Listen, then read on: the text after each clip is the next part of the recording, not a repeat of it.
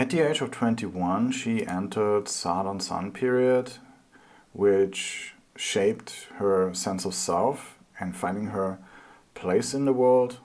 The Sun is the Karaka of self and potential, and this is an important period for finding herself. The Sun rules the 6th house of health and service, and it is placed here in the 12th house of working behind the scenes and healing. The Sun is in a natural enemy sign and sleeping, and so by itself it can't really do much. However, it gets manifested by Mercury and Jupiter. And even though here the Sun is ruled by Saturn, who is even debilitated and who weakens the Sun, and that will indicate frustration and a sense of insecurity when it comes to finding herself and pursuing her destiny. Nevertheless, during Saturn-Sun, she was taking significant steps towards her future by enrolling in a physiotherapy college. Right? We can see here that the Sun is connected to the 6th house, and it shows a motivation to be of service to others. And the 12th house indicates a job that helps people with their deeper problems in life. And something else that happened during this time, Mercury is conjunct the Sun and manifested a language teaching career, right? And so it was also during this time that she started earning money by teaching languages for the first time. And this job actually became an important source of financial income during her time in college. At the age of 22, she entered Saturn Moon Dasha, and this was an emotionally transformative period. The Moon rules the 4th house of home and roots, the 5th house of self-expression, and it is in the 8th house of deep changes. And during Saturn Moon, she realizes that she won't return to her native country, right? She let go of the emotional ties that gave her a sense of security before. Up to now, she had kept in constant contact with her family and kind of maintained the thought that maybe she's going to return again one day in the future.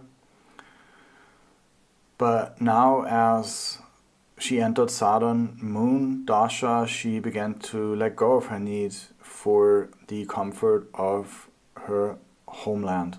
She was no longer emotionally attached to returning, and rather she was learning to live for what was in front of her right now. This was not a period where major external events happened in her life, but there was an important internal shift. Her emotions changed drastically and adjusted to her new life in a foreign country more than ever before. The Moon is conjunct the Lagna Lord Mars, and therefore has a significant influence on her identity and her personal path. And by letting go of the past, she developed a more independent self that was ready to embrace her own future with an open heart. Saturn Mars followed shortly after. Mars is the Lagna Lord, and is also the Atma Karaka, which is the important Karaka for the D1, indicating her personal destiny. And Mars is in its own sign. It is awake and can powerfully manifest her talent and calling. Now Mars also aspects and manifests Saturn, the Dasha Lord. So what happened was she was able to take her passion for teaching languages to the next level. She was also earning more by teaching languages, and she transitioned from tutoring as a side hustle to a more stable role, which was that of now working full-time at a language center. Right? And so she accepted a job that paid very well, and that, higher payment and solid position in the school gave her a sense of stability, and she was feeling confident and optimistic about her future. Saturn Rahu came next, and this is always an extremely challenging time. Saturn represents the structures that we maintain out of obligation, and Rahu increases fear and intense desire. And here Saturn and Rahu are both in the first house. And as a result, she was questioning whether she was on the right path, right? She didn't feel right about her life anymore and what she had accomplished. Saturn and Rahu are the biggest separators, and they separate her from her sense of self and identity. And so she felt that there's no place for her anymore in the world that she created for herself, and so she had extreme doubts about herself and where her life was heading. Now meanwhile, Saturn and Rahu also are putting a lot of pressure here on Venus and her marriage, and she is also questioning her marriage, right? She started to feel alienated from her husband, right? The connection started strong, but then became more and more strained to a point where she feels like it's non-existent. Now luckily Venus is also helped by other planets, right? By its lord Mars from its own sign, and also here by Mercury, another manifestor, and so the marriage actually remains intact during Saturn Rahu. We also need to look at the important Vargas, so let's start with the D7.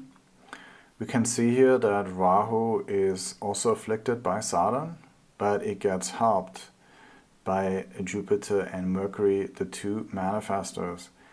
And yes, she felt their relationship was declining, and she felt isolated and neglected. But at the same time, she could also see that her husband was a really good person. He was a responsible man, and he really cared about their child. Now we can also get more confirmation about the long-term commitment and the sense of higher purpose in the marriage in the D9. And so here Rahu is conjunct the exalted sun. And Rahu is also ruled by the exalted Mars. And so yes, there were circumstances when when the interactions were deeply hurting for her, and she really felt like that the husband does not love her anymore. But the D9 here helped that she didn't get emotionally overcome by those circumstances and understood the deeper purpose of marriage, which is ultimately to accept personal responsibility for one's life and make an effort to learn and become better people. Now, the other reason for them to stay together was that she unexpectedly got pregnant with another child, and we can see this here in the D9 as well, where Rahu is conjunct the 7th house of sex, and of course together with Rahu that rules something that's unexpected. This turned the Saturn Rahu Dasha in another pregnancy. And Rahu is here with the Sun conjunct the 10th house, and so this just gave her a strong sense of even leadership, responsibility, and with Marcy the conviction that together with her husband, who is of course here also the 7th house of partner, that she can get past this difficult period. Interestingly enough, even though in her family life she went through a roller coaster, her career was doing fairly well. And if we look here in the D1, we can see that Rahu gets manifested by Mars and Mercury, and she gained more respect in her work. People started to recognize her capability, and overall she had more success in her career. She had a lot more confidence in who she is. When she gave class, her students also felt more engaged and enjoyed her classes more. And so overall, actually, the Saturn-Rahu period gave her just more confidence and a greater sense of pride in her work. And so even though her personal life was going through huge transformations, her career was actually blossoming during this time. And for everything related to career, we also need to confirm with the D10 as well. And so here we can see that Rahu is manifested by Jupiter and Mercury, and the Sun from its own sign is also adding stability and the sense of pride to her work performance. Just here the waning moon conjunct the 8th house caused some emotional ups and downs, and needs for appreciation were not fully met, but overall the 10th house really supported the success and fulfillment in her job. We are now coming towards the end of Saturn Dasha, which is Saturn and Jupiter. And when we have a look at the D1, we can see here that Jupiter is the planet that is least connected to the 1st house factors. Jupiter is the planet of wisdom and forgiveness, and it is placed here in the 7th house of marriage. And so this is a time where she didn't have sudden revelations about herself and her path in life. Rather, this was all about healing, especially with regards to her marriage. After years of struggle and disillusionment, this is a time where she begins to find joy and purpose again. Jupiter is not directly connected to Saturn and Rahu and Venus here that really afflict the 1st house. And so this also helps her to be more hopeful about the future. The difficulties of the past, they start to kind of recede, and the focus now really shifts to healing. And this was a good time in her marriage where the emotional distance that really plagued her marriage for quite some years begins to close, and she and her husband, they both make a conscious effort to rebuild their bond. Jupiter is also the Karaka of children and conjunct the 7th house, and it was the birth of their 2nd child that really improved their relationship. They started to appreciate each other more for the beautiful family that they were able to create, and they had some moments of laughter together and enjoyed quiet evenings.